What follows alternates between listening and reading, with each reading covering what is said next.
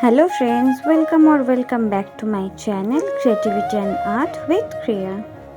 আজকের recipe chilli chicken. দেখতে যতটা টেস্টি লাগছে খেতেও ঠিক ততটা tasty. So let's get started.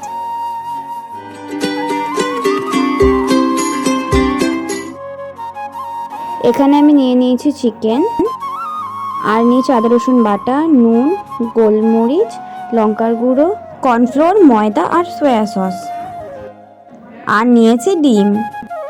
আর এখানে নিয়েছি কিউব করে রাখা পেঁয়াজ, কিউব করে রাখা ক্যাপসিকাম, লঙ্কা আর রসুন কুচি। এবার চিকেনটাকে ম্যারিনেট করে নেব, তাই প্রথমেই আমি দিয়ে দিচ্ছি ডিম।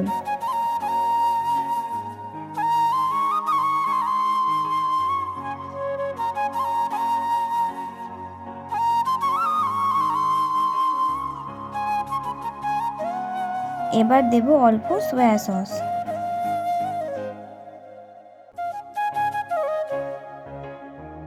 আর এখানে দিচ্ছি কর্নফ্লোর, লঙ্কার গুঁড়ো, গোলমরিচ গুঁড়ো, নুন, আদা রসুন বাটা, আর দিচ্ছি অল্প ময়দা। ময়দা দিলে বাইন্ডিংটা খুব ভালো হয়। আমি সয়া সসের সাথে ভিনিগার মিশিয়ে রেখে দিয়েছিলাম, তাই আর আলাদা করে ভিনিগার বা লেবুর রস দিলাম না। এবার চিকেনের সাথে সবগুলো ভালো করে মিশিয়ে নেব।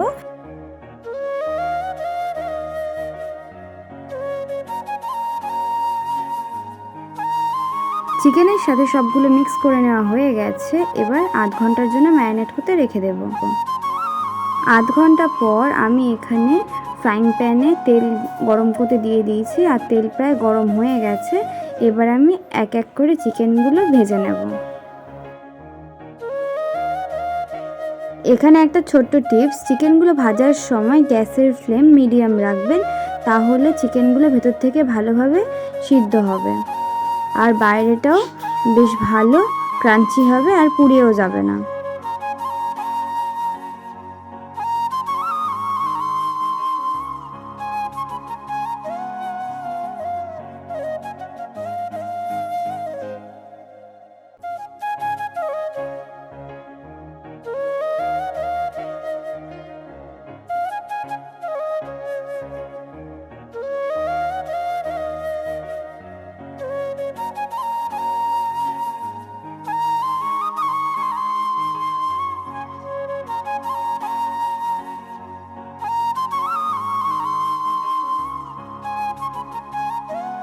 এবার একটা কাঁটা চামচের সাহায্যে সবগুলো ভালো করে উল্টে পাল্টে ভেজে নেব।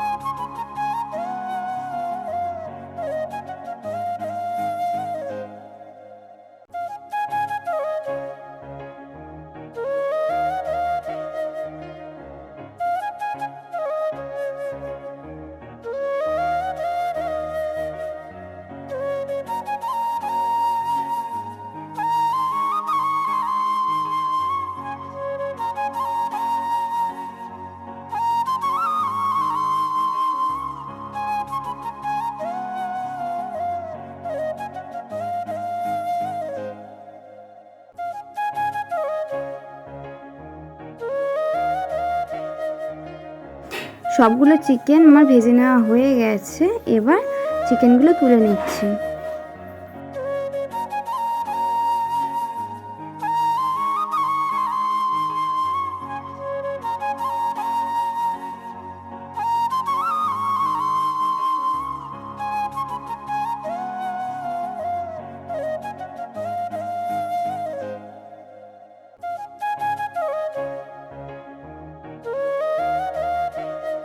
এবার আমি তেলের মধ্যে দিয়ে দিচ্ছি রসুন কুচি।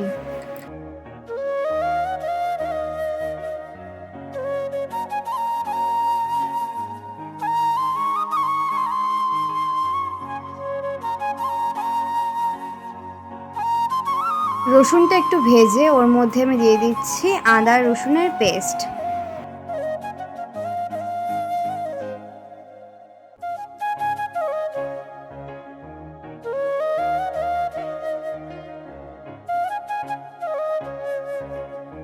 এবার এর মধ্যে দিয়ে দেব কিউব করে রাখা পেঁয়াজ।